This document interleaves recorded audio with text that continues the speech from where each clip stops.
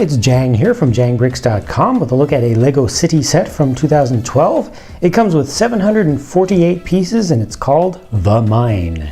The size and scope of the whole mine area is a little bit deceptive because this is pretty much what you see of it on the box art and in the official pictures and such, but as we rotate the whole thing around, you start to discover, oh, whoa, look at those tracks. Those tracks go way back and they kind of simulate a whole proper mine shaft that goes way back into the thing, and you can roll the small little mining train, little cart system way back in there, so you can just imagine there's stuff going on back here, but there is no stuff going on back here. You really have to imagine it. Now the key things feature-wise start over here with this tunnel. This is a tunnel that's being actively drilled right now. You see it's kind of hollowed out and there are some little gold nuggets kind of in crystalline form, but they're sticking out from the face of the wall, and the idea is that you would go in there and you'd actually blast those out or pick them out or continue to drill them out with a large drilling tool, whole rig. Now they also include in this set a bunch of extra little pieces that you can use to represent bits of rock and dirt and other material, so you can stick those onto that back wall face back there if you want to kind of mix things up and not just be getting pure gold. So you actually have to do a sorting step after getting the material out. Now we'll take a better look at this vehicle here later on, but right now I just want to show you how it works with the main mine structure.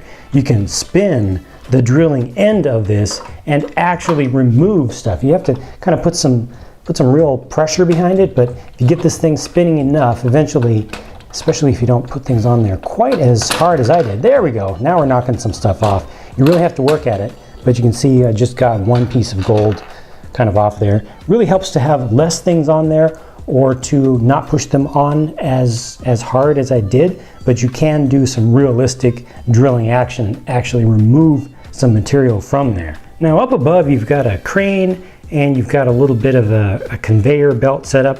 The crane is pretty simple. It's able to move back and forth only just a little bit.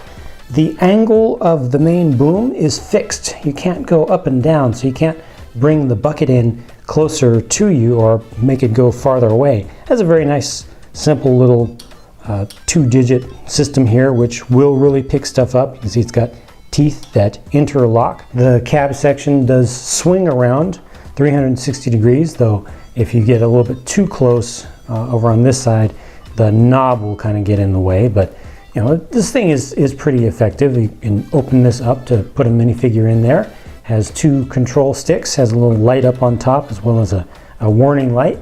The big question for me is, where are you going to pick material up? You can raise and lower the bucket so you can get the end, the attachment down to the ground, but where are you going to pick stuff up? You've got large rock formations and you can put a piece of gold inside of there if you want to set that up as a way to kind of discover some stuff. So you can put your individual piece of gold in there as a way they often like to do that, and just kind of make it a surprise to yourself. You could pick up one of those with this thing, but just barely fits in there, just barely is able to pick it up. Where are you getting that rock from in the first place? It's certainly not coming from there. Well, it could come from inside of the mine shaft. So let's look at this little train feature. It's just a small, narrow gauge transporter, but I like this. I think this is my favorite thing on the whole set. Even though it's small and kind of insignificant, it's not something that Lego has done very frequently. You know, it stands out. It has some personality. It's like a really small little train locomotive. I like trains in general, and it's just interesting to me. It has its own special look. And it's running on these rails, which are individual pieces you get to assemble together. And it's got the one little cart back here, which can be used to transport material out from inside of the mine. And that's a nice little hopper design with the angled sides. You can also bring these down because the sides are, whoops, the sides are hinged. So you can open that up if you want to get easier access to the material inside. Or you can use this as the spot where you would pick stuff up with the bucket of your crane. However, again, you can just barely fit this thing in there. And what you really would like to be able to do is move some small material out in that hopper. So imagine you've just extracted some raw ore, which is, it's going to have a mix of different types of minerals, including the precious gold that you're going for, and that's coming out from the mine shaft. So you actually bring this out, and then you want to use your crane to load that up. Unfortunately, the bucket really doesn't get in there as it's designed. I can pick up just one piece from the top, but I can't really load this stuff up. You can fix that though. You can just bring these out just one step farther, which gives you enough room to get that bucket down in there and get a proper scoop of material. It might take a few tries to really get it in there, but see, I'm getting a bunch of stuff at one time now. That is a lot more satisfying. Let me just use the winch to pick this up, and yeah, some stuff will drop out, but still getting a scoop full of stuff. Now you can wind this up and bring it over to another major feature of the whole thing, and this also allows you to slide this over to get it lined up. Bring that over this hopper, which is a static one, unload right here. Now that is useful. This has this nice little conveyor belt system that you can use to move material outward. Oh, look at that, you got those lined up very nicely. This has a little chute at the end, and before you move any material out, back up your big truck, the big rig with the big open area for transporting material, and we'll take a closer look at that, of course, but there you go. You load stuff onto the truck to take it off to a processing plant. So those are the major features of this whole mining playset. There's a door here, which I'm assuming would be a door into a mine shaft sort of area. It's a little bit inexplicable given that it's just behind some rocks, doesn't really serve much purpose, but on the opposite side of the thing over here, you've got a storeroom, and this definitely makes sense. You've got a kind of a vault door on it, and you store some material as well as some processed gold. This crate right here has some gold ingots in it. So I don't know where our gold processing facility is, but for some reason you would be storing some of these here. That does make sense to have a secure area on site no matter what, but it's all open back here, even if you just imagine that there is a wall here, which there would be, and they want you to be able to see in there, but it's still open on the back. That's kind of weird. The door though is very nice. It's nicely detailed, and I think it works really well. It looks heavy, it looks thick, it looks appropriate. Here's the closer look at that mobile horizontal drill rig. This one's nice, got a kind of a low center of gravity, though just the whole thing is low. They simulate that you've got an engine going on back here, a V6 I guess it is. You gotta watch out for that exhaust though. You don't want that to pollute the inside of the shaft too much. You gotta have good ventilation. It's very important for safety. You get to carry around a big old bundle of dynamite, and the nicest thing is, as I showed earlier, you can actually spin this, and again, if you set up the material against that wall in there properly, it actually becomes very feasible to do some real mining with this thing. You just need to be a little bit careful how you set it up. Don't put too much material on the wall at one time, and this is, it works. It's a simple build. The set is definitely made for younger kids, but I think this looks good, and it's great that it actually does work. And of course, you have to have a coffee mug, because that's what Lego folks evidently eat, right? They don't eat very much food, they just live off coffee. The big hauler rig is nice. This is very nice. It's using the standard modern city 6-stud width, and it's got the cab over style front main tractor section. More popular in Europe than in America, but still, the thing looks good, and it was a fun build.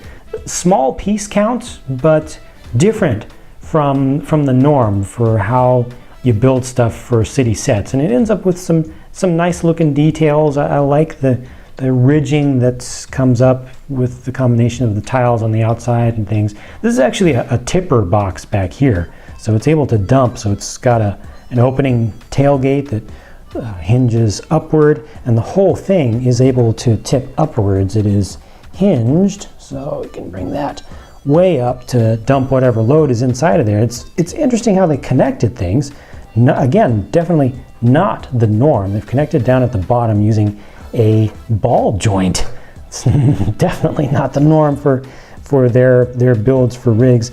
You got the little stands here, so you can leave the trailer behind by itself. Of course, you should unhitch when standing that up, and then that just leaves you with the tractor section itself, which again, small, low piece count for what it is, but I think it looks good and stands out enough from other rigs that we've gotten for Lego City stuff, and I think it makes for a good addition to the options that we've been given. Your single seat cab, one more very important mug of coffee right there, and a couple of accessories on the back just to keep your workspace clean around you, especially after picking up a load or dumping one off. For stuff to haul around, they give you a whole handful of pieces, and this is why it's really important to me to get the most value out of this set, that you really use the whole conveyor belt system and move material with that mine cart into that belt system using the crane, so you can use the truck, so you can really get the most out of the whole set. 4 minifigs for this set I think is sufficient, because it allows you to have one guy in the drill, one operating the train, one operating the crane, and one in the truck. Or of course you can group some together, have some taking a break or just doing some work around on the ground and stuff. And I really appreciate that they've given us 4 different torsos, 4 different leg colors here, as well as 4 different heads. Oftentimes for simple construction, destruction sorts of sets, things like that, they'll give you a uniform that's used by most of the figures. But this is nice that they give us a nice variety across all of them in multiple different ways. One face per head, which makes sense because the hard hats are open on the back. You don't want to see a second face on the back. That would just be awkward. And it's especially nice to get the kind of site boss, a manager torso. And then finally, there's just an array of small things. Wheelbarrow, a couple of plunger style detonators for imagining you've got some remote detonations going on. One of your bundles of dynamite has a timer on it, so a couple of different ways you can set that up.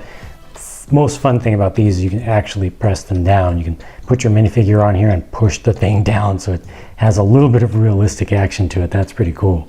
This playset is bigger, it is more vast, and it has more features in it than I thought just from looking at the pictures on the box. However, for me, I just end up a little bit disappointed by the whole thing, especially its play value. I really wanted that crane to be a lot more useful and to be set up to be used a lot more. As it is, there aren't a lot of good ways to use it, and it's limited in its range of motion and everything. It's really just not as good as it should have been. The drilling rig with its real working action is a very nice thing. However, I would have liked to see more area back in that hidden track area that we couldn't see before originally. That was just places where the individual guys can go mining. It would have been nice to have a lot of walls set up, just kind of simulate a tunnel, at least one wall of a tunnel going along the side of that track where folks could just go in with their picks and their jackhammers and stuff, and have places to put the bundles of dynamite or TNT, whatever, simulate some blasts in there and just have a lot more area to work in. So those are my thoughts about it all, but please let me and the other viewers know what your thoughts are about this set. If you think that it gives you a good value and has good play value that kind of matches what you expected, or even if it's better than you expected, or if you're disappointed a little bit, kind of like I am. While you're leaving your comments, I'll be checking in from time to time, and I'll also be building some more stuff so I can bring you even more videos. Thank you for your time in watching this one, and stay tuned because I'll be talking to you again very soon.